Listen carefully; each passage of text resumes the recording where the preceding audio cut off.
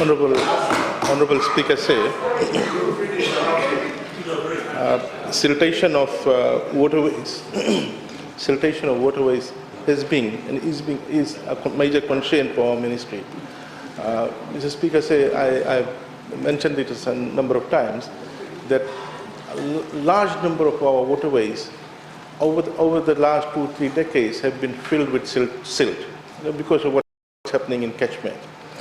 And not only it is affecting infrastructure, agriculture, and household communities in the lower plains, but it also is not good for the own ecology of these waterways, because when you have siltation, then the natural ecology is affected.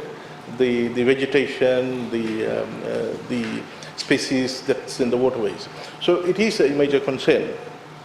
Now, Mr. Speaker said, what we have done last year, we had advertised in the papers emergency desilting of 136 creeks, waterways around Fiji.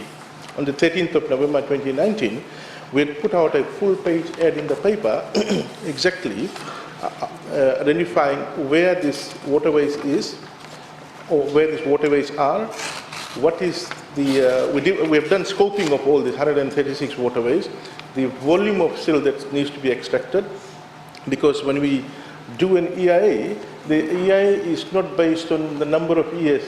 The EIA is based on the volume that needs to be extracted, because we don't want to extract more than what we should extract, because then we are changing the structure and nature of the waterways, because the idea of any extraction is to restore the waterways to its original state.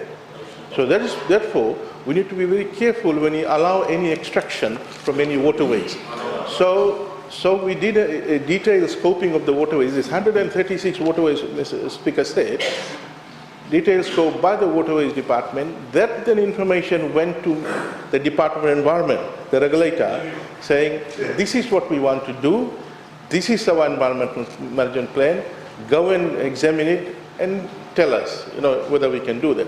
Once that was done, Mr. Speaker said, we then advertised these 136 waterways, saying, here is the done EMP.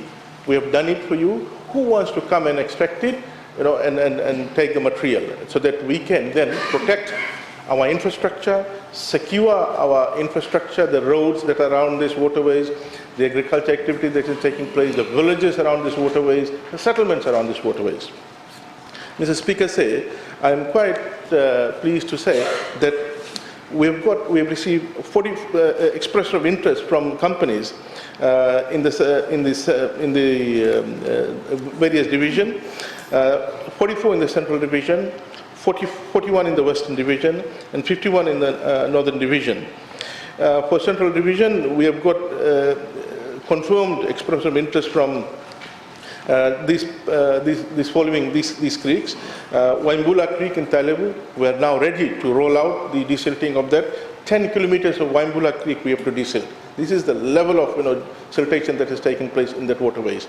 And Nakomba Creek in Serua, 2 kilometers will be undertaking. We now have it from a private sector, where we are given the explanation without spending a single cent from ministry's budget. While we have done the technical, of course, there's money involved, our engineers, environment departments, EMP, all those are there, scoping exercise. Naimbukavesi Creek, Namosi, 7 kilometers will be doing. Wanandui Creek, Namosi, 5 kilometers in the Central Division. Buambua Creek, Namosi, 5 kilometers. So we are ready now to roll out, and over the next 2 to 3 weeks we'll be commissioning these one by one. Of course, Honorable Nawaikula won't like it when he opens up the papers and see that we know how we are protecting and securing these communities around this particular area. For the Western Division, we have received for these 8 creeks, 8 waterways. Yangara Creek in Tabua, 4 kilometers, Mr. Speaker said, will be desilting. We've got confirmed express of interest. We're now working with them in terms of rolling out, when to roll out. Tuvu Creek in Ba, 2 kilometer. Saru Creek in Latoka, 3 kilometer. Lengalenga Creek in Nendi, 4.5 kilometer. Waimalika Creek in Nendi, 4.5 kilometer. Geleloa Creek in Nendi, 1 kilometer. Noiromba Creek in Nendi, 0.6 kilometer. Nandela Creek in Nendi, 1 kilometer.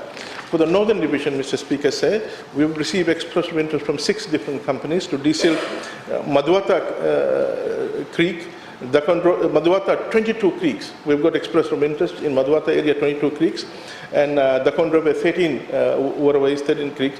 We need to desilt that, so that water, so that we restore. So idea is to restore these waterways to its original state. Mr. Speaker, we are in the process of finalizing the due diligence with the Ministry of Lands and Mineral Resources. We have submitted to them, and we have received good feedback from them in terms of ensuring that we comply with their requirements.